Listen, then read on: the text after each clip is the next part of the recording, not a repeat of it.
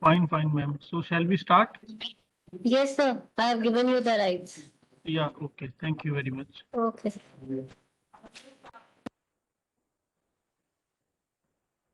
So let me make it as a full screen.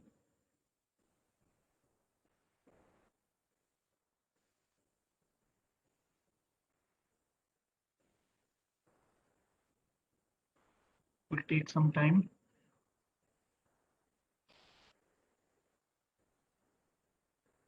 Let me check it.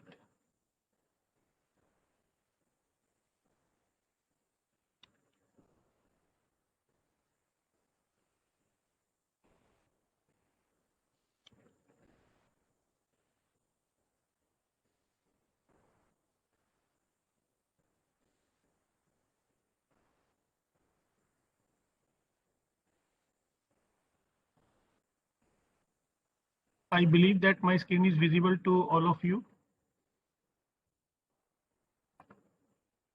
Anyone can reply in the chat window.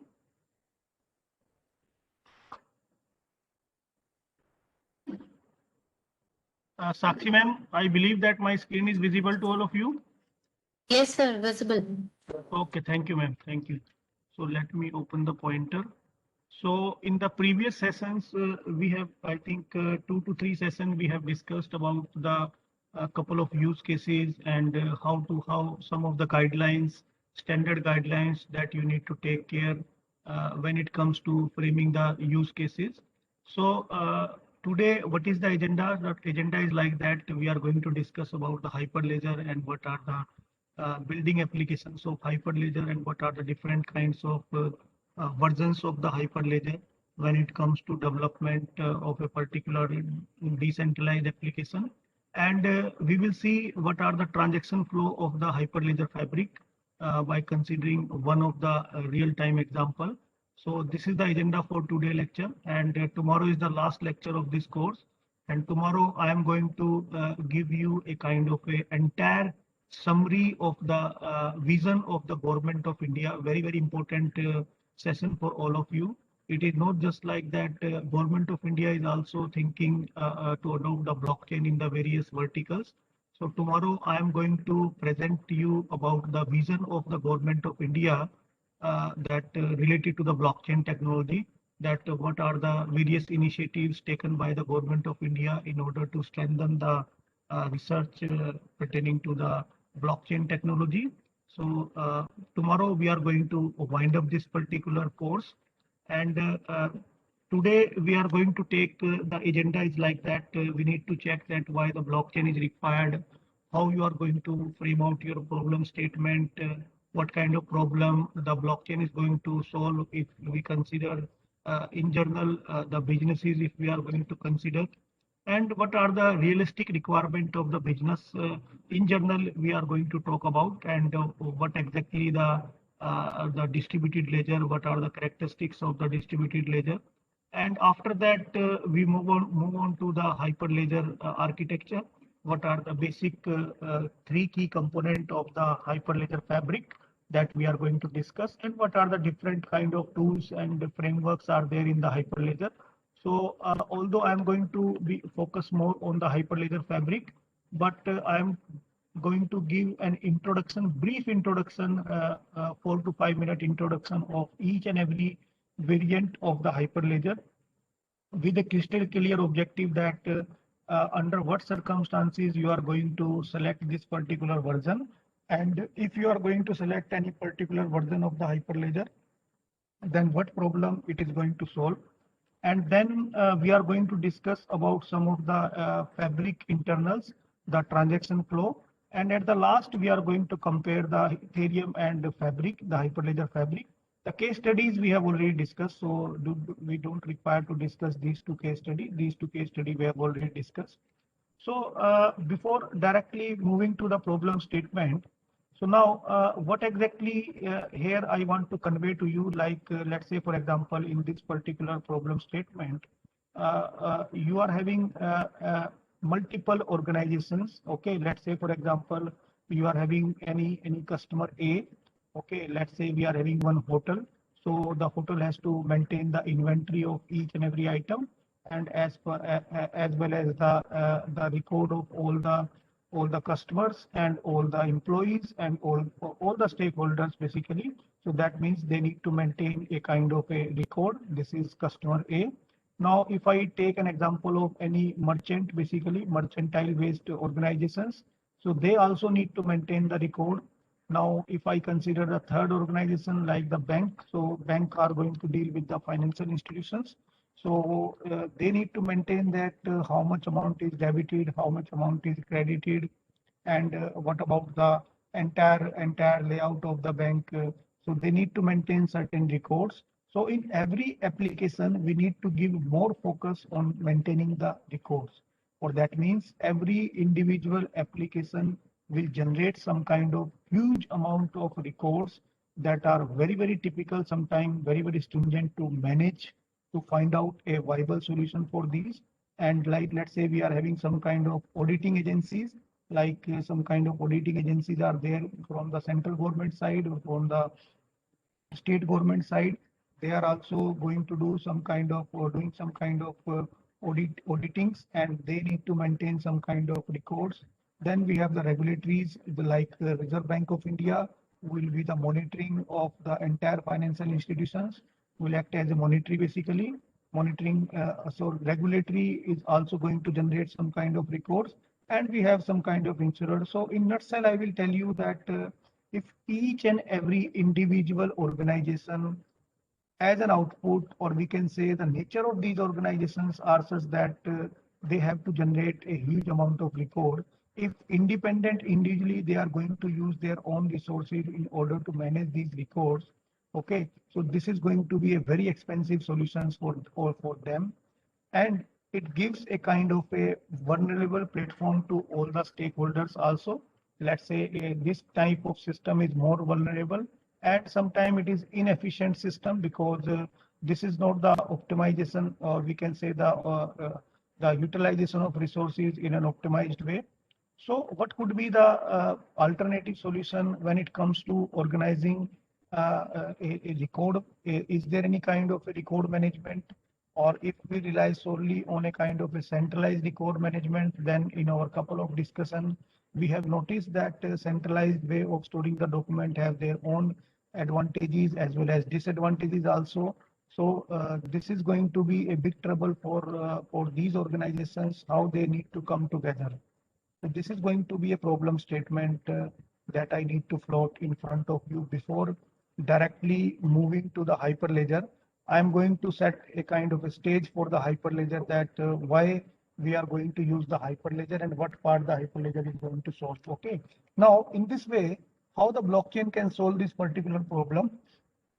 So earlier in this PPT, each individual company have to generate some kind of records, and that too they are interacting with each other. That's the way we are having some kind of arrows in both the sides. Okay, so sometimes the bank will need to fetch the records of customer A organization, and not directly, but having some kind of intermediary, and sometimes bank are directly dealing with the regulatories. So this is going to be a kind of a typical scenario in Industry 4.0, where we are having multiple organizations and they are generating huge amount of records. So now, how the blockchain is going to solve this particular problem? So if we, instead of having a kind of a centralized system, or they are going to maintain their own record within their premises or by using their own solution, we need to have a kind of a blockchain ledger.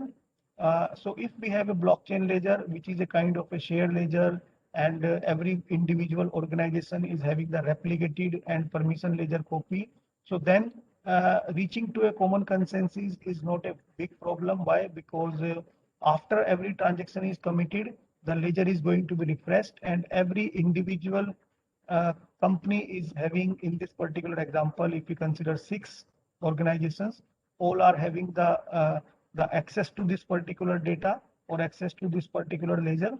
And this is an immutable ledger, because once you have done any kind of entry, then you don't have any right to modify that particular. And at any instant of time, anyone can prove the authenticity of the transaction. So that's the way provenance and the finality is not a big issue. So these are some of the key takeaway if we are going to maintain a kind of a distributed ledger, which is a shared and replicated and permission ledger. Now, this we have already discussed. Now, moving further, what are the business requirements basically? What are the different kinds of business requirements that the businesses are expecting from the solution?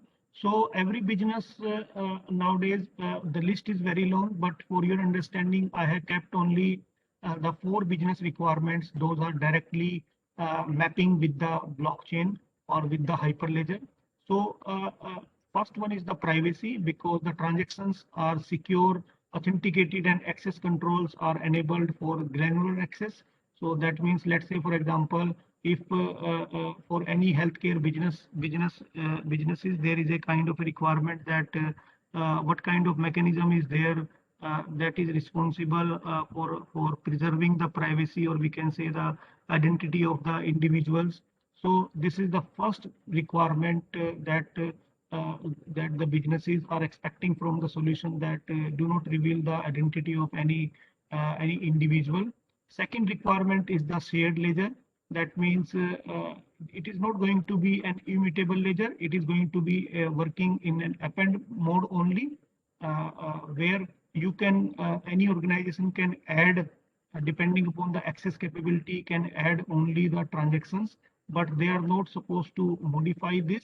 So this is also one of the foremost requirement from all the businesses, because this will lead to the another requirement that we can call it as a trust, because all the transactions are verified and endorsed by the third parties, or we can say the trusted relevant parties. So no one at any instant of time can deny that when these transactions are added into the network, I was not the party of this. So that's the way. This is the again very important business requirement. And last business requirement is the smart contract, because in case of the smart contract, it is not a traditional contract, so it's a kind of a smart contract. So without any human intervention, you need to execute it automatically, and based upon the deliverables and milestone, it execute itself, and the intended task it performs. So these are some of the business requirements that any business is expecting from the solution, or the blockchain is going to provide these kind of business requirements. So now moving further, what are the properties of distributed ledger? So the first property of the distributed ledger is it is decentralized and replicated across many participants. So each of whom collaborate in its maintenance. It is not like that there is a kind of a monopoly that out of the 50 nodes, only 20 nodes are responsible in order to collaborate in the maintenance of the distributed ledger.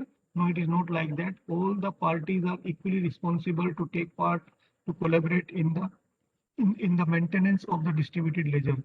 And next property is the information recorded is append only. They are immutable. And these properties makes it called as the system of proof, because SOP. So if your transactions are not basically, you are not giving any flexibility to any of the participant to modify that particular transaction. So, but obviously it is going to be a kind of a SOP, which is the consensus protocol used by the distributed ledger. So that this property make it called as a system of proof. So these are some of the very important properties of the distributed ledger that the companies are expecting.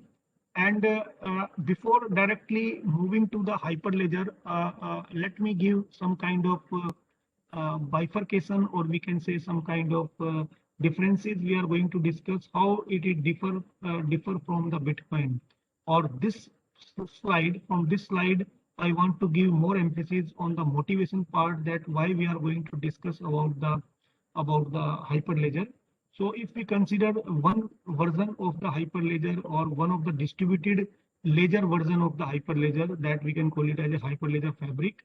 So in case of Bitcoin, you know it very well that once we have discussed the proof of work or the consensus protocol to be used in the permissionless environment when my environment is public. So in case of Bitcoin, anyone can join the network at any instant of time. But in case of the Hyperledger Fabric, you need to provides your identity, and based upon that you can take part in the, because it's a collaborative effort. So Fabric is a kind of a collaborative effort, and you need to prove your identity, and once your identity is valid, then only you can take part in the process. Otherwise there is no scope available for you. So Bitcoin uses proof of work in order to reach to the consensus, but in case of Hyperledger, selective endorsement is required as far as the consensus are going to concern. And in case of Bitcoin, we are having the cryptocurrency, and we are dealing with the cryptocurrencies. And in case of the Hyperledger Fabric, we have the assets. So Bitcoin is a specific implementation of the blockchain technology, but Hyperledger is not restricted only to the financial. Hyperledger can be used in the different verticals of the smart city, different verticals of the industry that we will see once we discuss this Hyperledger. Now, what exactly the meaning of Hyperledger? So there is a kind of a myth among many students or many readers about the Hyperledger. This Hyperledger is a kind of a blockchain, or Hyperledger is a kind of a company, or Hyperledger is a kind of a cryptocurrency. So believe me, this Hyperledger is not a company, not a cryptocurrency, even not a blockchain. It is a kind of a collaborative effort basically, and worldwide collaborative effort. For what purpose they have collaborated? Only to provide a kind of a transparent and open blockchain potential to solve the potential issues that are there in the businesses. So Hyperledger is an open source collaborative effort. All features are not open source, but if you want to use it for your just for your tutorial purpose, then Hyperledger is going to provide you some of the flexibilities. So Hyperledger is an open source collaborative effort created to advance the cross industry blockchain technologies. This was hosted by the Linux Foundation, including the leaders in the finance, banking, Internet of Things, supply chain, manufacturing, and technology. And the Linux Foundations, what was the aim of the Linux Foundation at that particular instant of time when they developed it? So at that particular instant of time, their aim was to create an environment in which communities are coming together, and companies, they are meeting together. They need to coordinate for what purpose? Because they need to build up the blockchain framework. So the Linux Foundation founded this platform in the December 2015. And the good part is more than 250 companies supporting the Hyperledger, and half of the big companies developing or deploying the Hyperledger, or we can say deploying the blockchain with the use of Hyperledger. So nowadays, if you see some kind of visionary statement about the Hyperledger, that what about the vision of the Hyperledger? So ultimately, the vision of the Hyperledger is to change the way the traditional businesses are going. So they need to revolutionize it. They need to change it, and they need to change the way the traditional transactions are to be executed, because it is not just like the within the country transactions. Sometimes it is cross border transactions also. Sometimes it is the heterogeneous transaction in terms of the diversity in terms of the country specific nature, or in terms of the sometimes the monetary benefits also. So this is the vision number one with respect to the Hyperledger. Next vision is precisely how and the pace at which each of these industries adopt the blockchain will surely vary. So it is not just like that the whatever is the viewpoint taken by the healthcare industry, the same is to be applicable for the manufacturing industry. No, there is no standardized format available. There is no standardized guidelines available. So this is the next aim of the Hyperledger community, that they need to build up, or they need to provide a kind of a generalized guideline for the industries, and which will be kind of a crystal clear document for them, that how the guidelines will vary from industry to industries. Third and last vision of the Hyperledger community is there will be never one global chain of all chain that all the industries convert to. So it is just like learning by experience, and the way the companies are going to tackle their issues, they need to just strengthen it. They need to share their views that how they have solved it.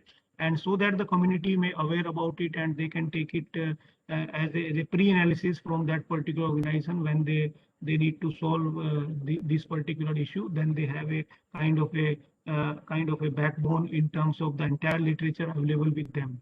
So this is about the Hyperledger vision. Now moving further, what kind of approach the Hyperledger is going to follow? So Hyperledger is going to follow the modular kind of approach. So why Hyperledger is following the modular approach? Because sometimes there is a requirement to do some kind of modification of any component, not exactly entirely the change of the transaction, but sometimes you have given some kind of access to a particular, let's say for example in healthcare, access to a particular clinician, particular doctor, then you need to revoke it. So this Hyperledger, that's the way follow a kind of a modular approach. That means it's flexible in terms of modification of any component, or sometimes there is a requirement of reusability of some of the blocks. So this approach supports this reusability also. Moving further from this particular slide, I will tell you that how now the community of the Hyperledger is very strong community. So till we are having 88,000 plus commits, 5 plus tools, 5 plus frameworks, or we are having 270 plus members in the consortium, and we are having 140 plus meetup worldwide. If you just Google it, Hyperledger forum, then you will, and you register for it, then you will receive a kind of a alarm alerts across the globe, what kind of meetups, what kind of workshops are going to be arranged with respect to the Hyperledger, so that the community is going to be get the benefit. Now, in the next part, we are going to discuss about what are the different participants in the Hyperledger blockchain network.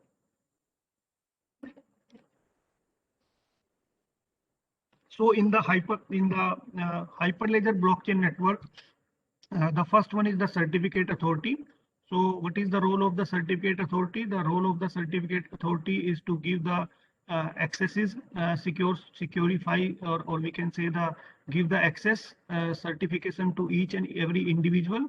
Second participant in the Hyperledger blockchain network is the traditional data sources, that what kind of access you need to give, or what kind of data access you need to give, whether it's a kind of a image based data, whether it is a kind of a textual based data.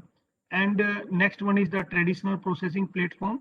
So that means sometimes there is a requirement to perform some kind of access to logic.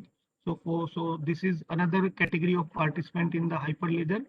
And over to that, we need some kind of blockchain network operator which operates the entire blockchain. And then we have the blockchain developer as the another participant in the Hyperledger blockchain network, which creates some kind of decentralized application, because sometimes it is required that you need to create your blockchain, but as a client, I need a kind of a decentralized application that to in a very abstract way I need, so that I can interact with the system by the usage of or with the help of this particular app. And the last one is the regulatory. So what kind of regulatories are there and the blockchain users in order to perform business to business transactions.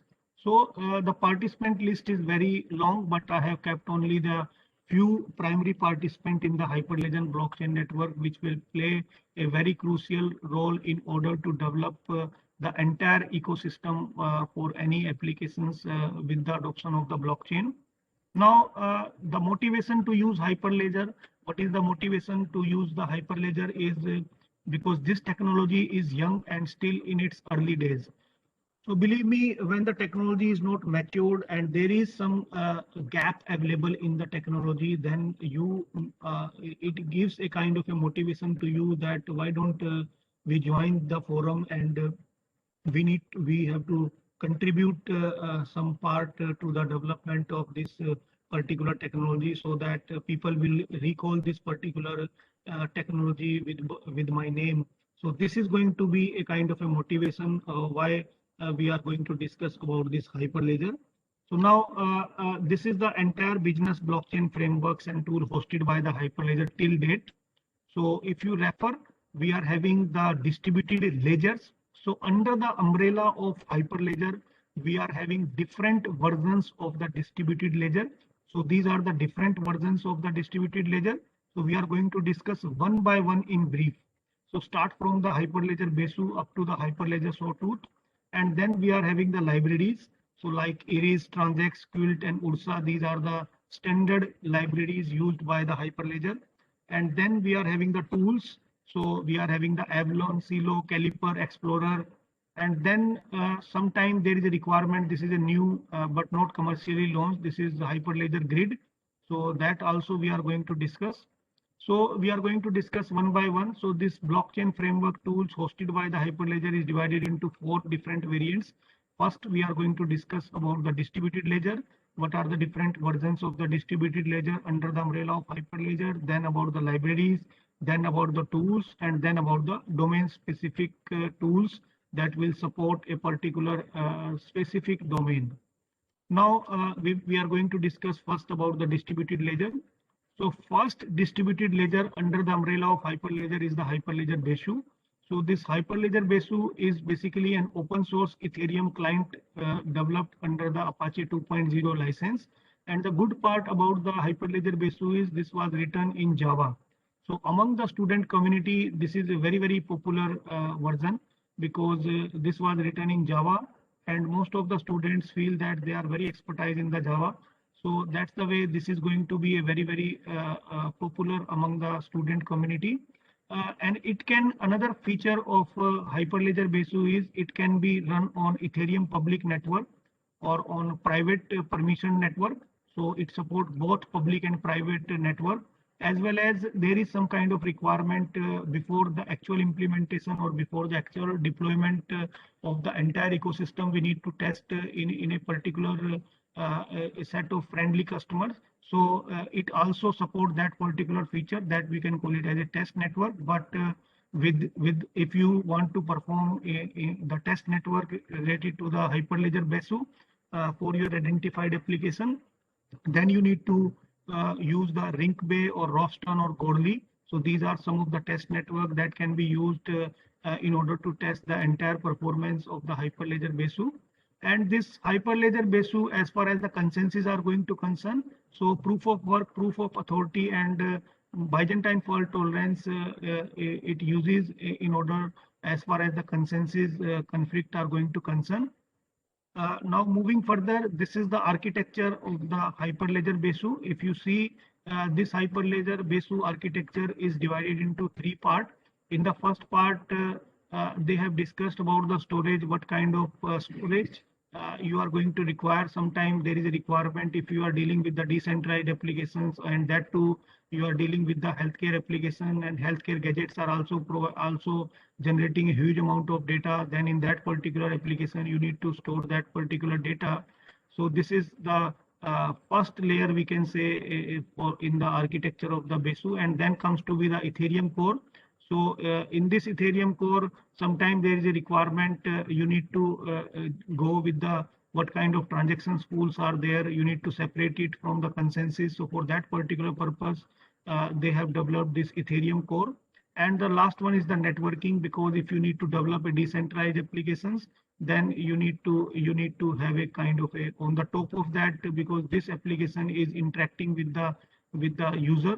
So this is the entire architecture of the Hyperledger Besu. And if you want to refer more, then please refer because I am going to discuss in detail, not in detail, in very brief about the introduction of each and every under what circumstances you are going to use. Next version of the distributed ledger under the umbrella of Hyperledger is the Hyperledger Bureau. So Hyperledger Bureau is completely a single binary blockchain distribution focused on simplicity, speed, and developer ergonomics. So it supports both the Ethereum virtual machine and the WebAssembly. So what exactly, because sometimes there is a requirement to frame out the smart contract, and it uses the Byzantine fault tolerance as a consensus mechanism, but via the Tendermint algorithm. What is the meaning of this Tendermint algorithm? This is to be used to build the most powerful tools for the distributed network. This Hyperledger Bureau, as far as there is some kind of requirement, let's say, for example, you want to deal with some kind of governance, you want to make a kind of a governance or make a kind of a hierarchy in your system with some kind of giving the permissioning feature or some kind of storage in the on chain, not exactly in the off chain. So for that particular requirement, this Hyperledger Bureau is the right candidate for you. And it also uses the public permission proof of stake use cases, but can also be used for the private consortium or private or consortium network.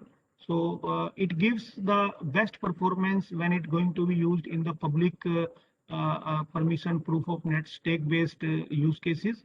But in the private also it gives performance, but compared to the some kind of realistic performance, if we are going to consider, then the public permission kind of combination is right appropriate option for the Hyperledger Bureau.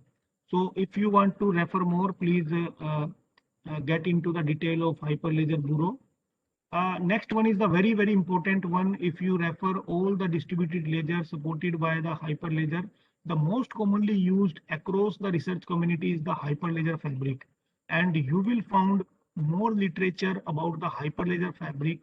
So we are also going to discuss more about the Hyperledger Fabric, and I'm going to highlight the reason why the community is going to support this Hyperledger Fabric when it comes to adoption of the blockchain in their realistic environment. So this Hyperledger Fabric is intended as a foundation for developing decentralized applications or solutions with a modular architecture. And the good part about the Hyperledger Fabric is it supports the plug and play feature. So what exactly the meaning of plug and play feature? It is not just like that you need to install some kind of software and some kind of installation you need to complete. There is no requirement. So it means it supports the plug and play. That means instead the computer automatically recognize the device and loads the required new drivers for the hardware if needed and begin to work with the newly connected devices. So because of its modular and versatile design, it satisfies a broad range of industry use case. This is the reason why the community is going to adopt this Hyperledger Fabric most as compared to the other decentralized distributed ledger, because it follow the modular and versatile design, and this because of these two reasons it can be a right candidate for the long range of industry use cases. And it offers a unique approach to consensus that enables performance at scale while preserving the privacy of the individual also. So I advise all of you, please refer these 3 case studies related to the Hyperledger.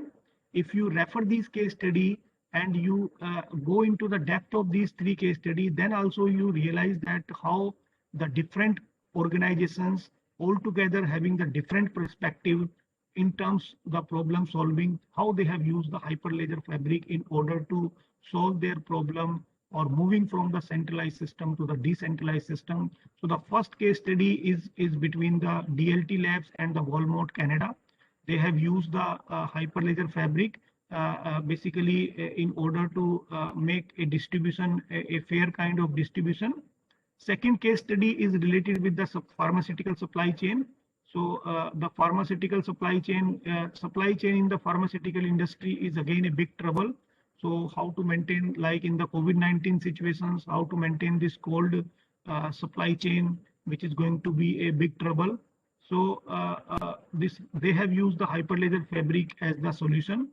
And third use case is about the US insurance industry. They have adopted the Hyperledger Fabric in order to streamline the regulatory reporting, because sometimes the insurance industry may also feel like that they are whatever information they are getting, they are getting the information not accurate information, not updated information. There are some chances that where the regulatory is not providing the, or the companies are not providing the up-to-date information. So how the regulatory will develop a kind of a trust.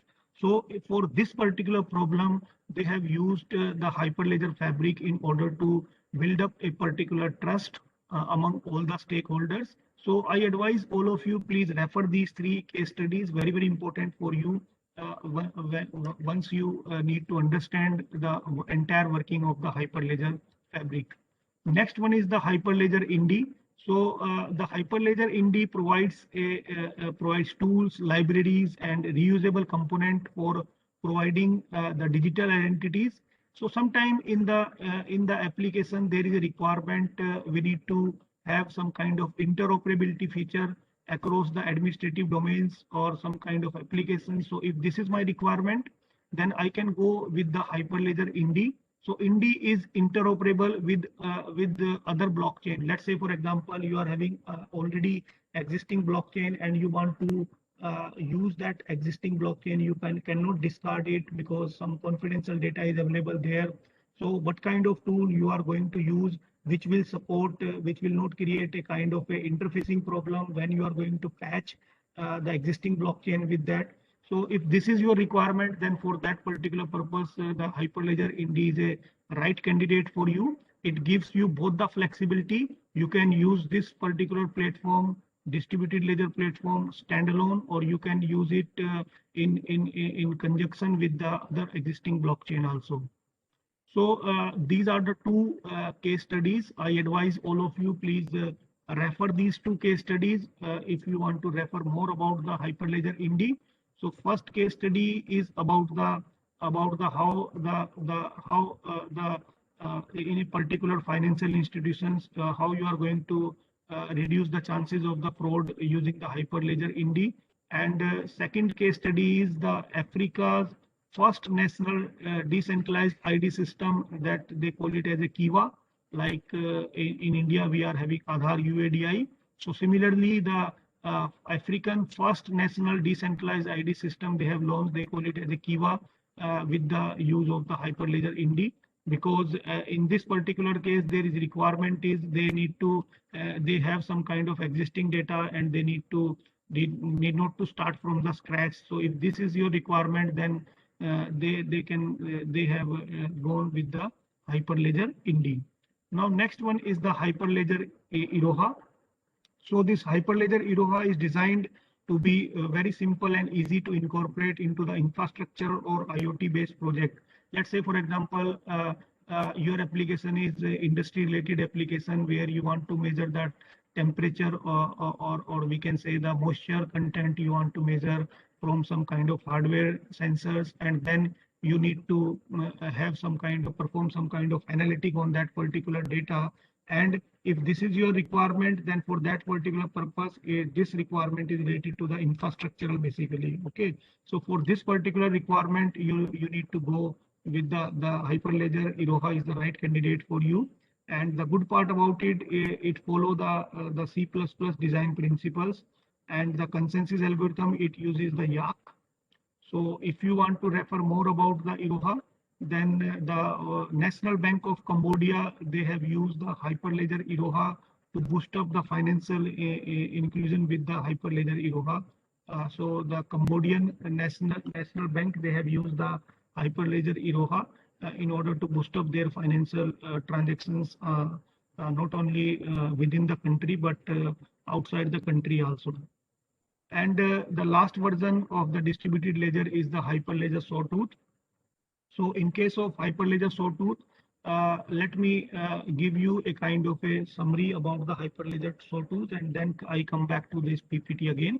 So initially, now recall once when we have discussed about the proof of last time, then in case of proof of last time, the basic idea is like that. If I recall it, that everyone is waiting for, let's say, for random amount of time, and whosoever will complete the random waiting time first, their transaction will be added into the blockchain first.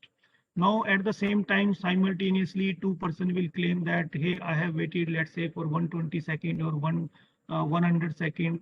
And if it is a software control system, because initially the Intel came up, used this Hyperledger Sawtooth in order to have their blockchain development environment or in order to create their blockchain environment. But if they feel that Intel realized over a period of time that if they make it as a software control environment, then it gives a flexibility to the intruder that intruder may do some kind of changes in the code and can claim that, hey, I have waited, let's say, for 120 seconds, then your system cannot deny because he has already waited. Okay, but although he is telling a lie, but your system cannot deny. Then Intel came up with a SGX, that is a software instruction set, basically SGX, okay, and which is hardware control, not the software control. So this is the theory behind this Hyperledger, that what is the motivation of using the Hyperledger. So this Hyperledger Sawtooth offers a flexible and modular architecture that separates the core system from the application domain. So sometimes there is a requirement, you need to separate your application domain from the core system, because you feel that your application domain you need to have separate, and your core system you need to have separate.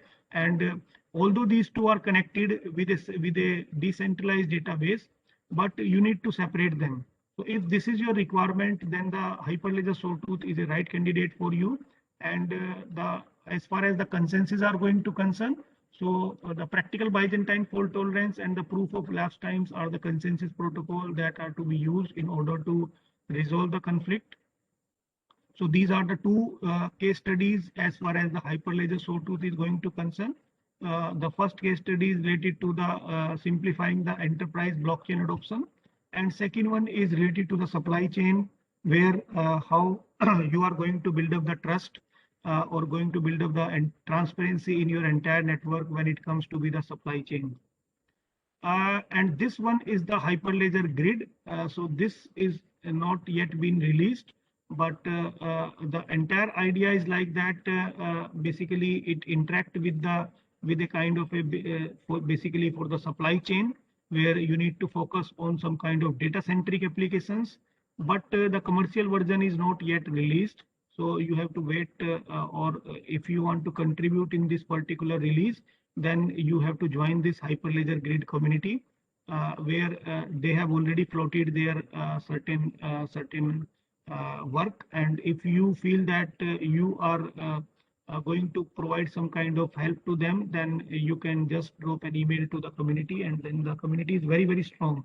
They instantly replied and giving a kind of opportunity to you to join this particular forum and contribute before releasing the commercial version of this Hyperledger Grid. So this is about the distributed ledger. We have discussed in brief about the Hyperledger Besu, start from the Hyperledger Besu up to the Hyperledger Sawtooth. Now the next one is about, we are going to discuss about the tools.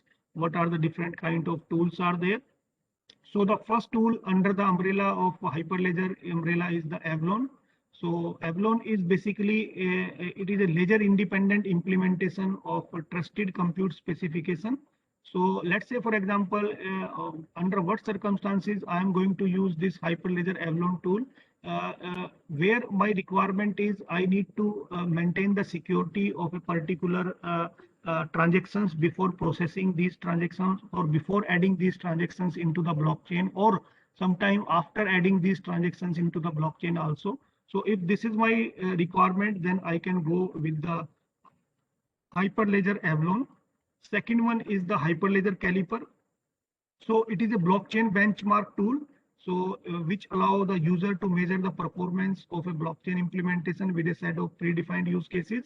So if you have implemented your blockchain and you want to measure the performance of your blockchain in terms of scalability, in terms of number of transactions mined per unit time, if the number of user increases, then how your entire system behaves. If these are your requirement and your requirements are pertaining to measuring the performance of the blockchain implementation, then you can go with the Hyperledger Caliper.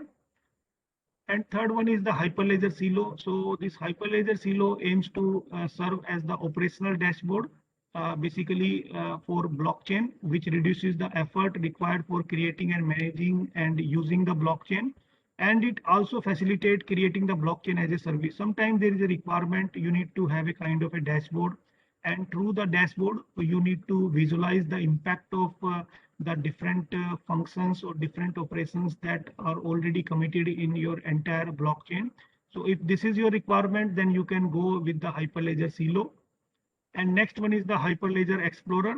So basically this Hyperledger Explorer is a user-friendly web applications tool used to view, invoke, deploy, or query blocks, or some kind of transactions and some kind of data associated with the transactions, or some kind of You want to track the information related to the network, like the name of the network or the status of the network, whether the network is the live network or not, or what are the different kind of nodes associated with the network.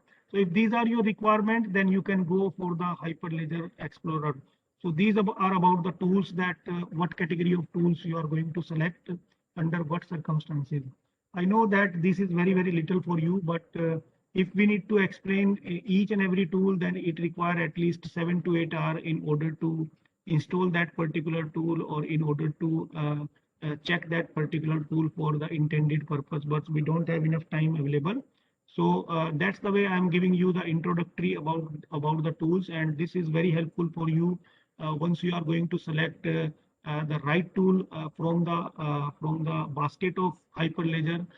Then these are very, very essential for you, that you need to list down your requirement, and then you have to match the requirement with the features of the tools that are there under the umbrella of the Hyperledger.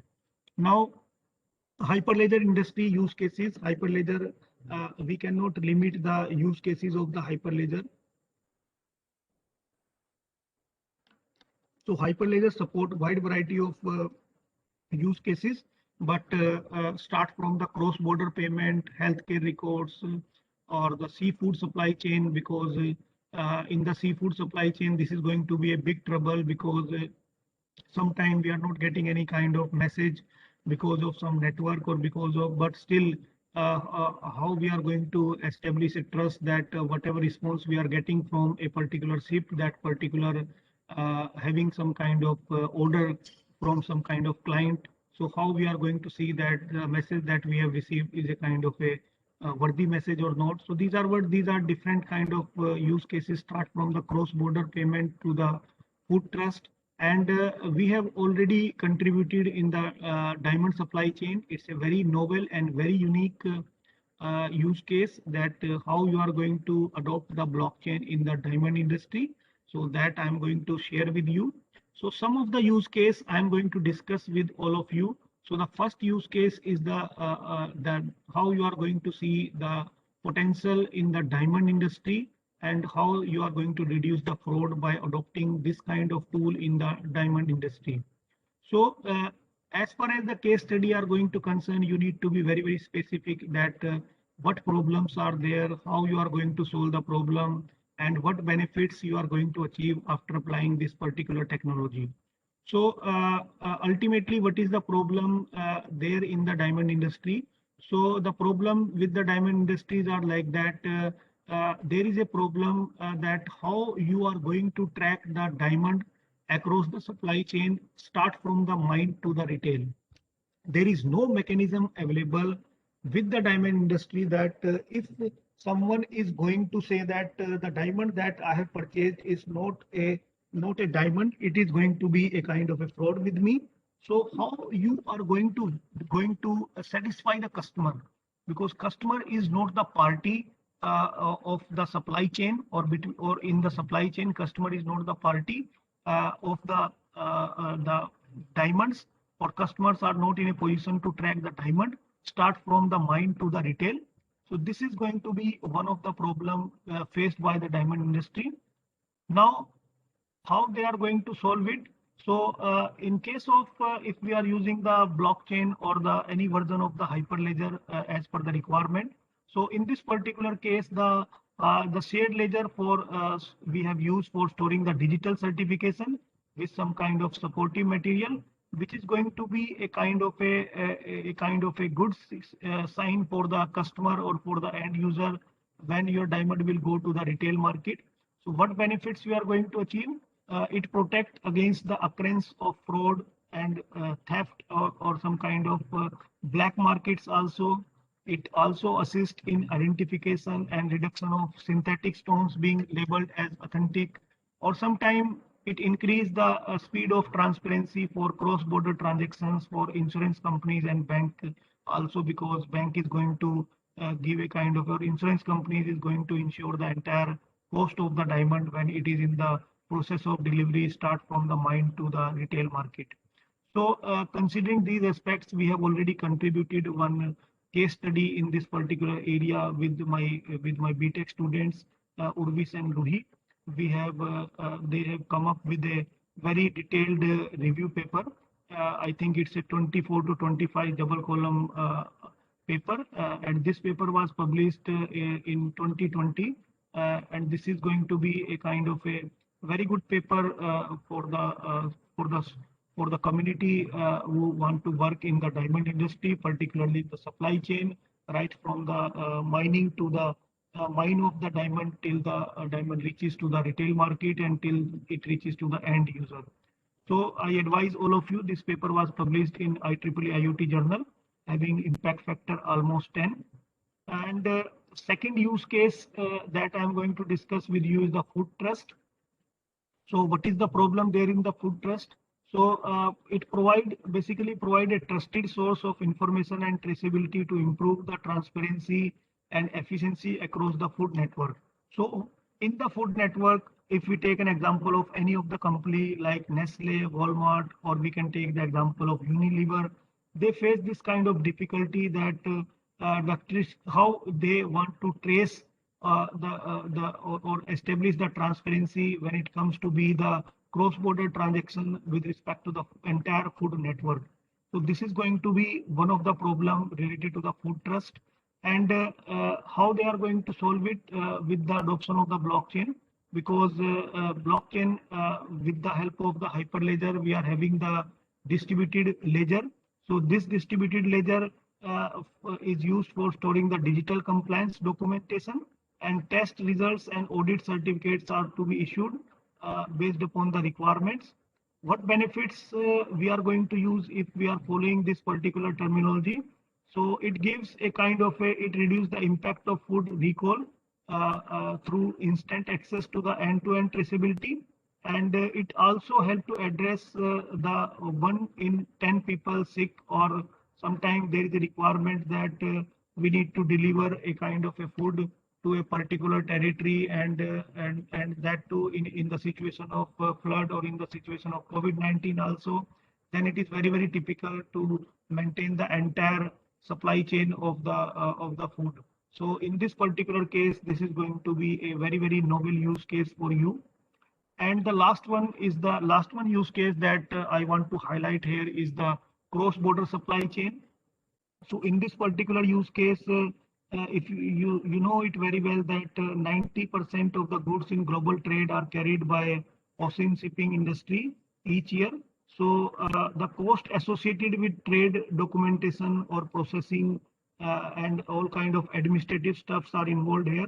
And if we consider the entire cost of documentation and processing and the administration, it is up to the 1/5 of the actual physical transportation cost. So this is going to be a big trouble for the companies that how they are going to reduce this cost. So if you adopt a blockchain solution, let's say IBM has already worked in this particular area. So in this particular area, a new blockchain solution from IBM will help to manage and track the paper trail of tens of millions of shipping containers across the world by digitizing the supply chain process. So it enhances the transparency and highly secure sharing of information among the trading partners and the custom officials, because sometimes it is very crucial for the custom officials also to monitor that what is there inside the container, and sometimes it is not feasible for them to open the container, and because container may contain you know it very well that loading and unloading is also a very costly affair. Who will bear the cost of this loading and unloading? Okay, so this is going to be also a kind of a good solution for the custom officials also. It also reduces the fraud and errors, and sometimes reduce the time to produce spend in the transit. And finally, it saves the billions of dollars of the industry when it comes to be the cross-border supply chain. So this is about the Hyperledger that I want to discuss with all of you. And in the next 5 to 10 minutes, I am going to take more about the key features of the Hyperledger. So I'm just skipping these. So there are 3 components of the Hyperledger fabric. The first component is the certificate authority. So basically, the registration of every individual identity is very, very compulsory, or we can say the certificate authority you need to give any kind of, because every single operation must be signed with a certificate, and certificate renewal sometime and revocation basically is to be the responsibility of the certificate authority. So this is going to be the first component of the Hyperledger Fabric. Second component is the peer. So peer can update or query the ledger, and one peer can be part of multiple channel. It is not like that it is one-to-one connection. Basically, one peer is associated with one channel. No, one peer can be part of multiple channel in order to make the process more successful, or more options are available there. And the another part is here the peers can also endorse the transactions, and all the peers can find each other and synchronizes automatically, like we did in the gossip protocol. So it works on the principle of the gossip protocol. The peer has two roles. Peers can behave like endorser also, or peer can behave like committer also. Sometimes you are going to behave like endorser when you are going to valid, or you are going to take part in the process and going to endorse this particular transaction. Sometimes you alone want to commit some kind of transaction, then role may differ. Sometimes you behave like endorser. So this is the second component of the Hyperledger Fabric. And the third and last component is the order. So before anything is committed to the ledger, it must pass through some order service. So so it is just like that. You need to provide some kind of order of transactions, that which transaction you need to execute first, and then second, and then third. So it creates the block for the blockchain, and the block size can be based upon the number of transactions or the timeout value. So this is about the Hyperledger that I want to share with all of you. And yes, so now I am going to share some of the literature with Sakshi ma'am, these case studies, because the link I have created here, but just a minute. But right now I am not in a position to open these links. So okay, so I'm going to share these resources with all of you, so that in your free time you can check these case studies, because once you are having the expertise in any of the tool, you cannot have the expertise in the entire Hyperledger development tool and framework. But my advice to you is you can go with the Hyperledger Fabric first, and you can use any of the tool. But if you notice that in our case study related to the Hyperledger, related to the healthcare, we have used the Hyperledger Composer, where we need to develop some kind of decentralized application. So you need to fix up your requirement, and then you need to do a kind of a homework, that what is your requirement from your application, that in which you need to frame out your case study, and then depending upon that you need to select your identified application or the identified tool. So this is all from my side, and tomorrow I am going to take the last lecture. So I am going to share with all of you the vision of Government of India. Tomorrow I am going to share very brief, in very brief, maybe 40 to 45 minutes. I am going to share the viewpoint of the Government of India as far as the blockchain technology is going to concern. Why we are going to discuss this? Why I am going to share the viewpoint? Because this will also helpful for you once you are going to make the use of the blockchain, because in their document government also selected the different applications that are to be a key challenge for for the Indian perspective, or if we consider India. So Indian scenario, they have considered various use cases or various applications they have identified, or various problems they have identified, which they are expecting from the researcher. They are expecting some kind of solution. So once again, thank you very much to all of you. And maybe tomorrow I am going to share some of the literature with Sakshi ma'am, all the literature related to this course, and then in a zip folder. And then I request Sakshi ma'am, please send these resources to all the students, all the participants. Okay, sir, I'll send them. Okay. Thank you once again, and we will meet tomorrow. And we are going to discuss, as I have already told you, the vision of Government of India with respect to the blockchain. Thank you so much, Sudeep sir. Thank you, ma'am. Thank you. Next lecture, attendance link will be shared in the WhatsApp group only. And about tomorrow, after Sudeep sir is done with his lecture for tomorrow, we'll share some feedback session with you. We'll have a brief feedback session so that we can also know that how was the session and what you gain from the session. And that will be done tomorrow only. Okay, fine. So I will end the session now and I'll share the attendance link with you in the chat, in the WhatsApp group only. Thank you.